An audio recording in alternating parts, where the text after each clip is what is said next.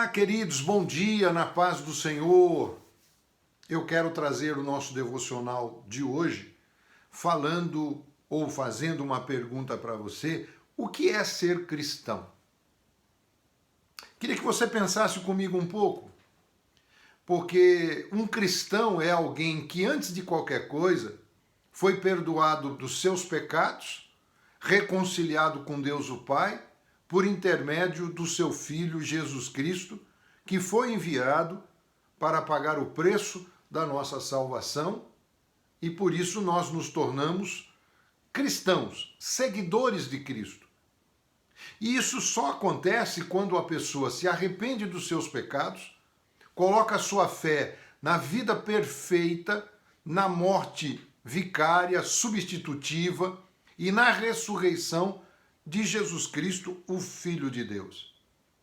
Ser um cristão verdadeiro significa preocupar-se com a vida das pessoas, além de exercer a fé, claro, mas também, como Cristo se preocupou com a vida das pessoas, com a saúde das pessoas, com o bem-estar das pessoas, isso é fazer parte do corpo de Cristo.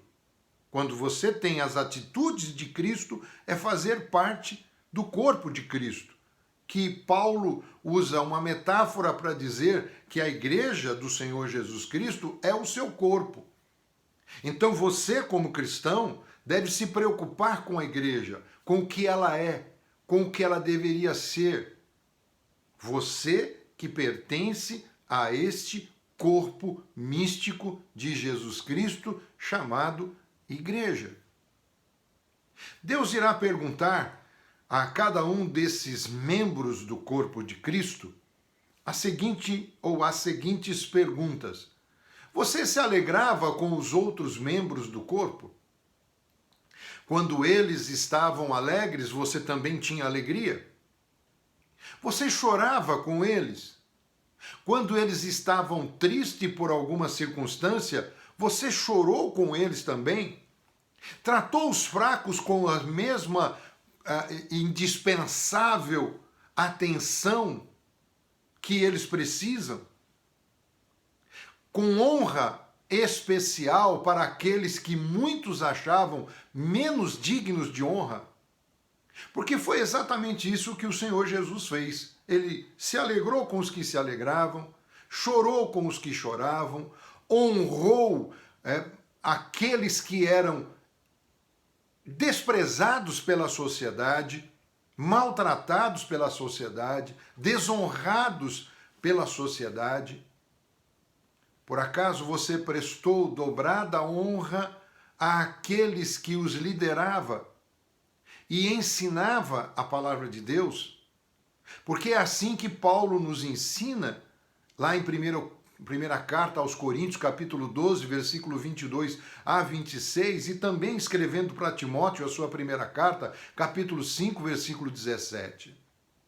Como igreja, apresentamos visivelmente o Evangelho quando nós perdoamos uns aos outros, como Cristo também nos perdoou, quando nos comprometemos uns com os outros, como Cristo se comprometeu conosco, e quando entregamos nossas vidas um pelos outros, como Cristo entregou a sua vida por nós.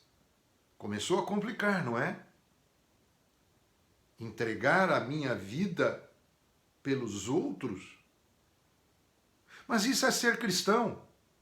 É ter uma atenção em favor dos outros, se sacrificar em favor de outros, ajudar aqueles que precisam de ajuda. Foi isso que Jesus fez.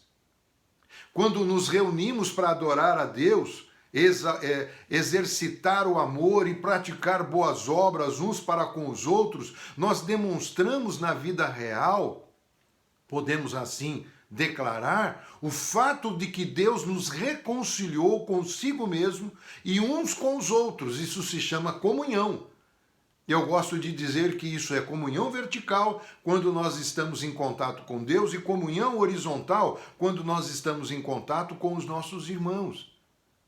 Nós demonstramos para o mundo que fomos mudados, não primariamente porque memorizamos textos bíblicos, oramos antes das refeições, ou antes de dormir, ou antes de nos levantar, damos os dízimos do nosso salário, ouvimos programas de rádio, programas evangélicos nas rádios existentes, mas sim porque mostramos de maneira crescente uma disposição de suportar, perdoar e amar um grupo de pecadores que são semelhantes a nós.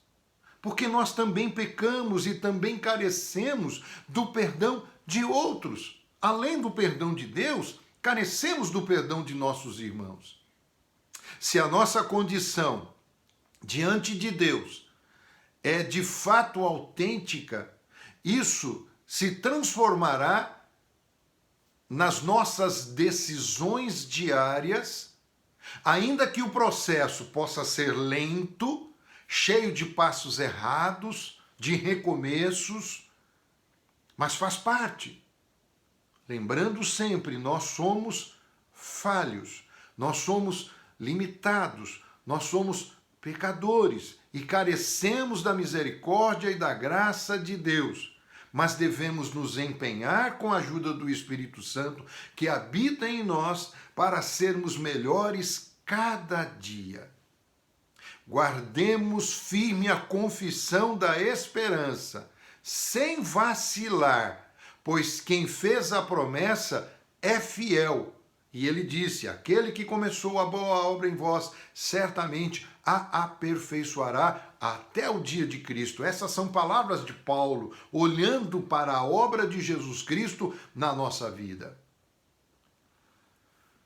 Ainda que tenhamos dificuldades, nós devemos considerarmos também uns aos outros para nos estimularmos em amor, as boas obras, a oração, a esperança, a firmeza, em consolidar todos os dias a nossa confiança em Deus. E é importante também, queridos, para que isso possa ser mais prático, que nós não deixemos de congregar, conforme diz Hebreus 10, 23 a 25, como é costume de alguns. Antes, façamos admoestações, e tanto mais quando vedes que o dia se aproxima. O Novo Testamento nunca retrata o cristão como alguém que existe fora da comunhão da igreja. Mas é preciso estar ligado no corpo, é preciso estar vinculado ao corpo. Lembrando que eu não estou falando aqui de templo, eu estou falando do corpo místico de Cristo. Templo é o lugar em que nós nos reunimos. Igreja é a união daqueles que têm a mesma fé, a mesma confiança em Deus, a mesma esperança. É um povo, o povo de Deus que foi comprado pelo sangue de Jesus Cristo. Nós não podemos dizer à mão, ou os olhos não podem dizer à mão, não precisamos de ti, nem tampouco a cabeça dizer aos pés, nós não precisamos de vocês. Paulo escreve isso para nós em 1 Coríntios capítulo 12, versículo 21. Ele diz desta forma para nós: o cristão, primeiramente, é alguém que em Cristo foi reconciliado com Deus. Cristo satisfez a ira de Deus. E agora o cristão é declarado justo diante de Deus, chamado a uma vida de retidão, de temor, de obediência, e vive na esperança de um dia estar diante da majestade de Deus lá no céu. Agora, não se esqueça, nós não somos únicos. Existem outros. E nós precisamos estar vinculados com esses outros, ligados com esses outros. Com base na garantia de sermos declarados justos em Cristo, o cristão é alguém que descobriu o começo da liberdade, da escravidão, do pecado. Já não é mais escravo, agora é livre. Agora é livre. Um cristão sabe que se tiver de morrer hoje à noite e comparecer diante de Deus, e ele pode lhe perguntar: por que eu devo permitir que você entre na minha presença? O verdadeiro cristão vai responder: Senhor, não deve deixar que eu entre na sua presença. Eu tenho pecado contra ti e tenho para contigo uma dívida que eu sou incapaz de pagar. Mas o cristão verdadeiro, ele não para nessas palavras. Ele continua a dizer: mas por causa do teu grande amor, por causa das tuas grandes promessas, por causa da sua infinita misericórdia, por causa de Jesus Cristo que morreu no meu lugar, eu confio no sangue de Jesus que foi derramado por mim e que pagou o débito moral, espiritual que eu tinha contigo, satisfazendo todas as exigências santas e justas, e removeu com esse ato de Jesus Cristo a tua ira contra o meu pecado. Portanto, me permita, através do sangue de Jesus, estar eternamente na tua presença. Os pastores das igrejas irão comparecer diante de Deus e prestarão contas pela maneira como guiaram as ovelhas de Cristo. Está lá em Hebreus 13, verso 17. Mas lembre-se de uma coisa importante. Não serão apenas os pastores que irão prestar contas diante de Deus. Você, cristão, também vai. Você, não cristão, também vai. Cada um de nós, que somos discípulos de Jesus Cristo, prestaremos contas do que havemos ou não feito como igreja, realizado ou não como igreja. Aquilo que praticamos, o amor, as boas obras, o quanto nós temos lutado para manter o ensino correto da esperança do evangelho verdadeiro de Jesus Cristo. Leia, se você puder, Hebreus capítulo 10, versículo 23 a 25. Ser cristão é obedecer a palavra de Deus. A primeira vez que esse termo foi usado como um termo pejorativo, querendo dizer pequenos cristos, imitadores do verdadeiro Cristo. Pense nisso. Cada dia nós devemos nos parecer mais com o Senhor Jesus. Essa mensagem devocional de hoje foi adaptada do livro Uma Igreja Saudável. Reflita nisso. Seja um cristão verdadeiro. Deus nos abençoe em Cristo Jesus.